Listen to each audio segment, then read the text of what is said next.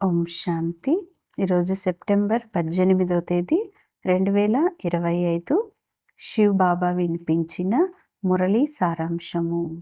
మధురమైన పిల్లలు, ఎప్పుడైతే మీరు సంపూర్ణమైన పుష్పాలుగా అవుతారో అప్పుడే ఈ భారతదేశము ముళ్ళ అడవి నుండి పువ్వుల తోటలాగా తయారవుతుంది. బాబా మిమ్మల్ని పుష్పాలుగా తయారు చేసేందుకు వచ్చారు. ప్రశ్న: మందిర యోగ్యులుగా అయ్యేందుకు విశేషంగా ఏ విషయాలపైన ధ్యానం అనేది ఉంచాలి? సమాధానం: మందిర యోగ్యులుగా అవ్వాలంటే మీ నడవడిక పైన విశేషంగా ధ్యానం ఉంచండి. మీ నడవడిక చాలా మధురంగా మరియు హుందాగా ఉండాలి. మీలో ఎంత మధురత ఉండాలంటే ఇతరులకు ఆ మధురత అనుభవం అవ్వాలి. అనేకులకు బాబా పరిచయం అనేది ఇవ్వండి. మీ కళ్యాణం చేసుకునేందుకు మంచిగా పురుషార్థం చేసి సేవలో నిమగ్నులై ఉండండి అంటున్నారు బాబా. అప్పుడే మందిర యోగ్యులుగా తయారవుతారు. ఈరోజు పాట: ప్రపంచం మారిపోయినా మేము మాత్రం మారము. మంచిది. మధురాతి మధురమైన అపురూపమైన పిల్లలకు తల్లి, తండ్రి, బాబ్దాదాల యొక్క ప్రియ స్మృతులు మరియు గుడ్ మార్నింగ్. ఆత్మిక తండ్రి, ఆత్మిక పిల్లలకు నమస్తే. ఆత్మిక పిల్లలు, ఆత్మిక తల్లి, తండ్రికి ప్రియ స్మృతులు, గుడ్ మార్నింగ్ మరియు నమస్తే నమస్తే. ధారణ కొరకు ముఖ్యమైన సారం.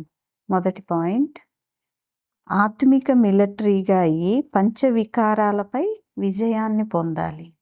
తప్పకుండా పవిత్రంగా అవ్వాలి. తనువు, మనస్సు, ధనముల ద్వారా భారత ఖండాన్ని పవిత్ర ఖండంగా తయారు చేసే ఆత్మిక సేవను చేయాలి అంటున్నారు బాబా. రెండవ పాయింట్: ఈ అనంతమైన నాటకంలో ప్రతి పాత్రను ఆత్మ అభిమానిగా అయి నటించండి. ఎప్పుడూ దేహ అభిమానంలోకి రాకూడదు. సాక్షిగా అయి ప్రతి పాత్రధారి పాత్రను చూడాలి అంటున్నారు బాబా. ఈరోజు వరదానం: సదా సంతోషం లేక ఆనందమయ స్థితిలో ఉండేవారు కంబైన్డ్ స్వరూపపు అనుభవి భవ. వరదానం యొక్క వివరణ: పిల్లలు, బాబా చేతిలో చేయి వేసి నడవండి, ఒంటరిగా నడవకండి అని బాప్దాదా పిల్లలకు సదా చెబుతూ ఉంటారు. ఒంటరిగా వెళ్ళటం ద్వారా అప్పుడప్పుడు బోరుగా అయిపోతారు. ఇంకెవరి దృష్టి అయినా పడొచ్చు కదా.